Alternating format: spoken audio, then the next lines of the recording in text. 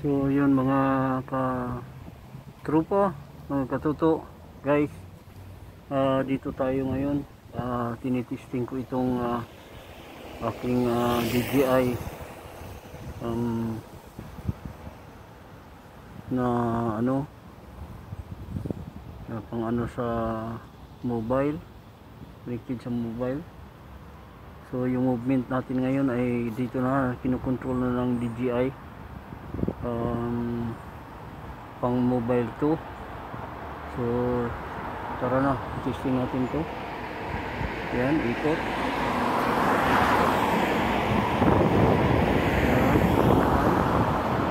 So yun na siya. Ito ang DJI Osmo Mobile to.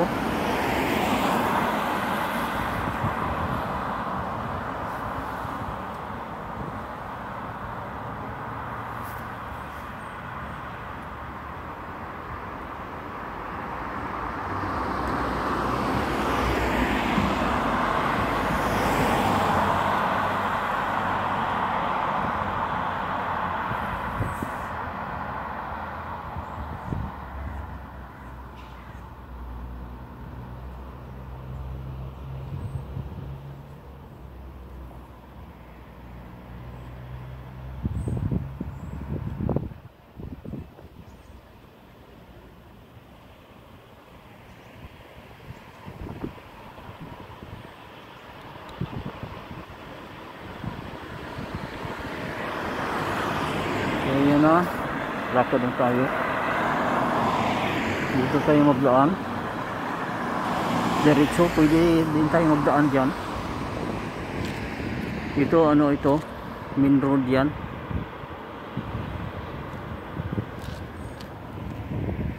Yan. Pero dito tayo magdaan para madaanan natin yung ano. Mayroong magandang tanawin doon, yung mayroong mosque doon sa unahan. Pero dito madaanan natin yung tatlong building na yan. Yun. Yung parang mga condominium units. Ano yan, mga flats. May-ari niyan ang council. So parang mga rental na mga ano. Parang condo units.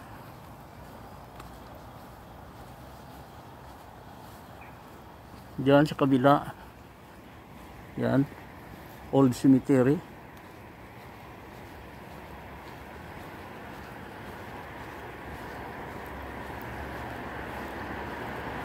So wala na tayong problema kahit naglalakad tayo dahil ano, yung camera ay hindi magalaw. So yung ano natin ngayon, kuha natin ay cinematic na. Yan. So ayan o, umpisa na ng autumn.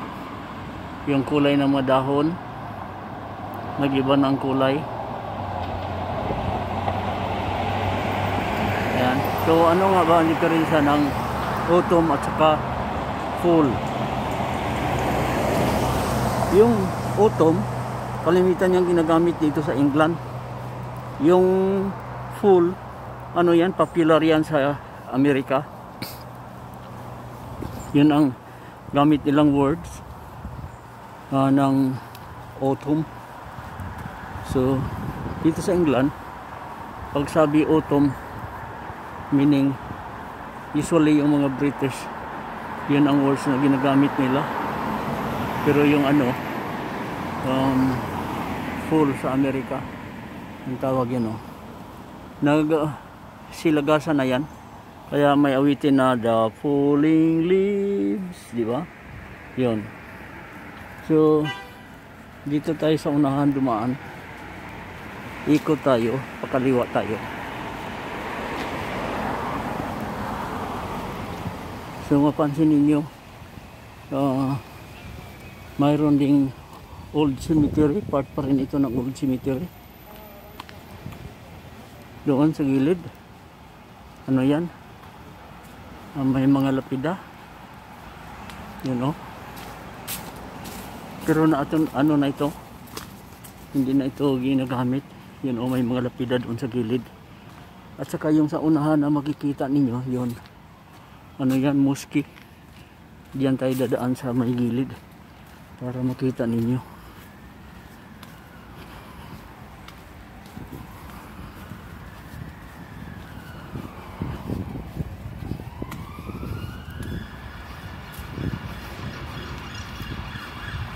Ang direksyon natin ngayon ay papunta tayo ng Lisis Park para makuna natin yung view doon ng ano, ng man-made lake. Napunta na tayo doon nung pinasyal ko yung aso. Ngayon hindi ko dinala ng aso kasi pinasyal ko na kanina. So para makapagkuha tayo ng hustong view, yan, oh. Malaking ano to, malaking simbahan. Yan.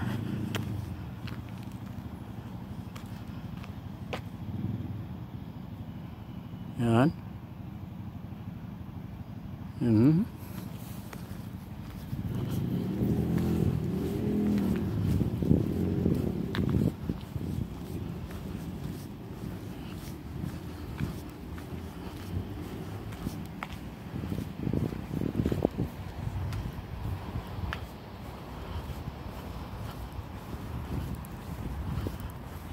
So hindi na tayo worried kahit mabilis pa yung lakad natin dahil yung ano ng camera steady na.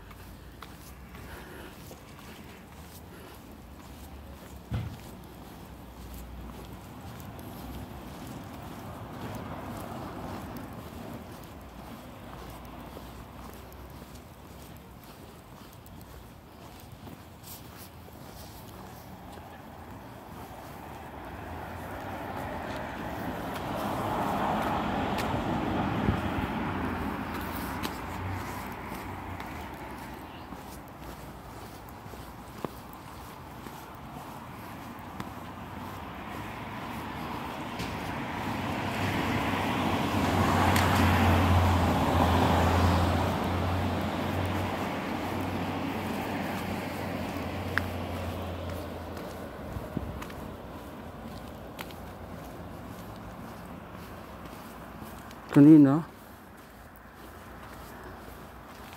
maglakad sana ako kanina na, pero umambon saglit, so hindi ko na tinuloy. Tayo sa kabila.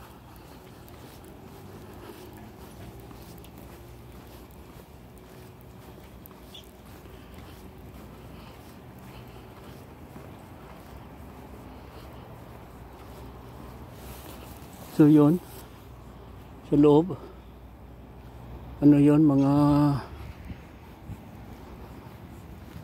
sciences building na ng ano, ng Newcastle University. Yun.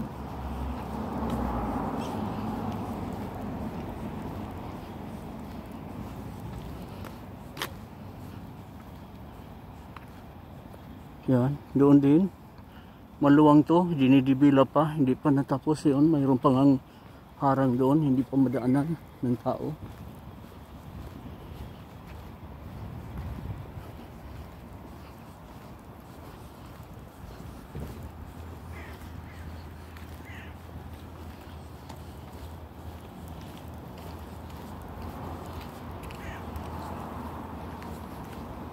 So sige pa ang construction nito dito.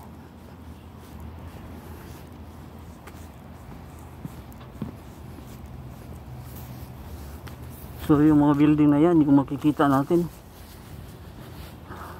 ano yan, sa ilalim may mga shops dyan, pero sa itaas, ano yan, mga classroom ng university. Dahil ito ang ano, parang science center. You know, yung building na yun, no? Yun, may ano, cafe sa baba. Pwede mag-snack doon.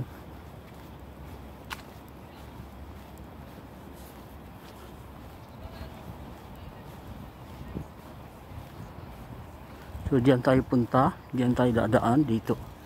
Pakaliwa tayo. Pupunta tayo sa park. Yung sabi ko na may man-made lake. So ganyan yung ano nila, oh, gaganda oh. Yun.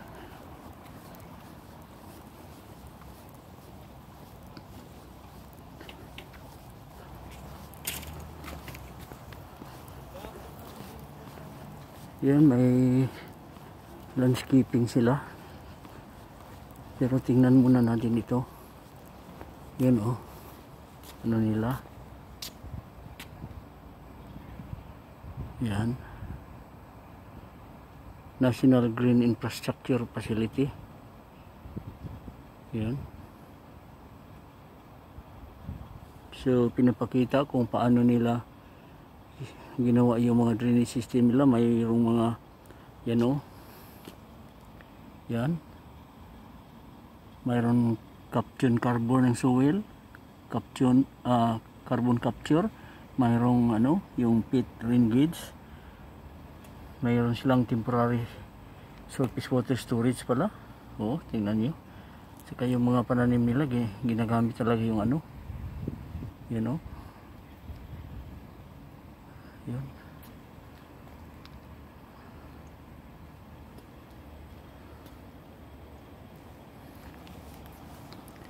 So yan ang mga landscape nila. Ganda ng mga bulaklak oh. Paano na? Autumn na nga pero hindi ako nadaan nung ano dito summer. Maganda sana yan. Maraming bulaklak yan nung summer. Ngayon nagkalagasan na yung iba, hindi na namulaklak.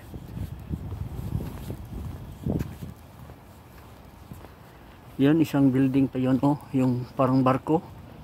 Ang hugis niyan, kung titingnan sa malayo, yan parang barko. Ano yan? Student accommodation. Yan.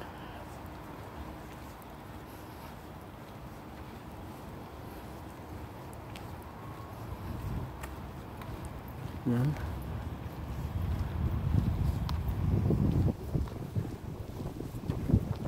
Ganda ng pagkagawa ng ano, pavement. Yan.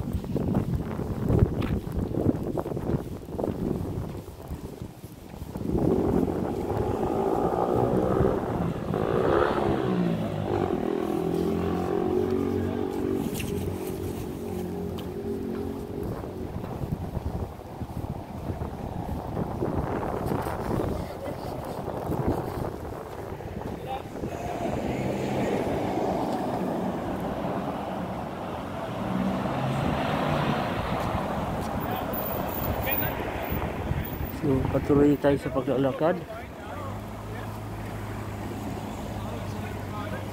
Mayroong nagbabike.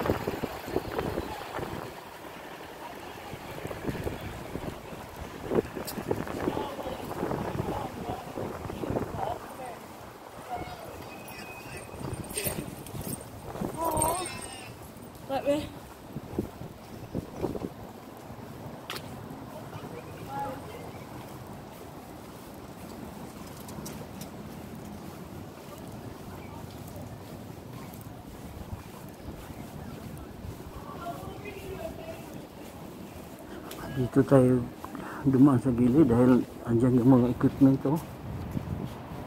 Yan. Ganyan sila magawa. Standby yung mga equipment yan. At saka yung mga ano, dito lang nag-ano yung mga parang bang house to ng mga trabahante. Yung mga ano na yan.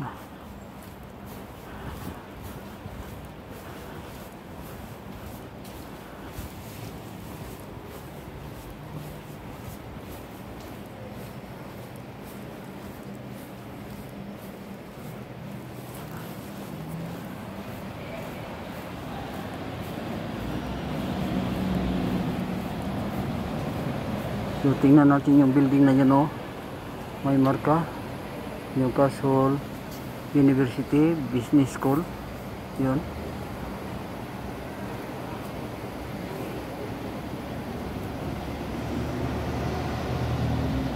Yan.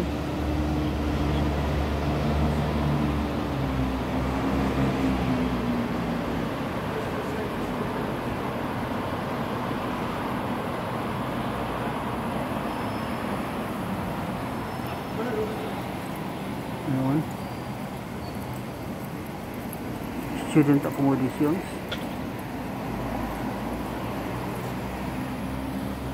Kalimitan ng ano dyan, mga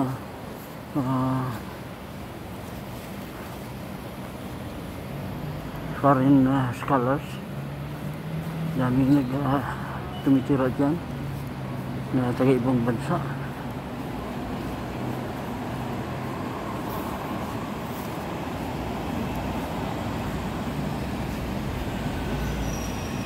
Yan na ang St. James. Ito ang St. James Park, ano, ng Newcastle United. Ito ang pinaka ano nila. Dito sila naglalaro at sa mga kompetisyon sa mga Premier League dito.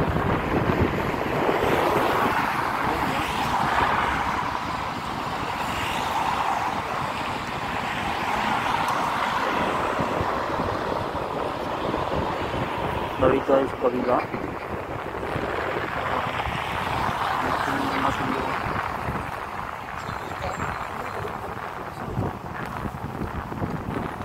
Balik tayo.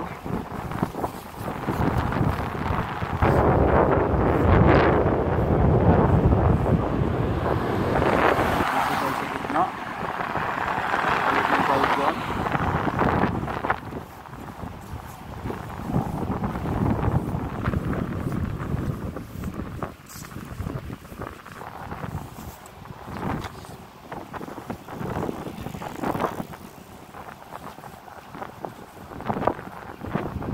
So, ayan. Ano lang po St. James Park. Yun, logo. May kaning na ano, double decker na bus. Yan.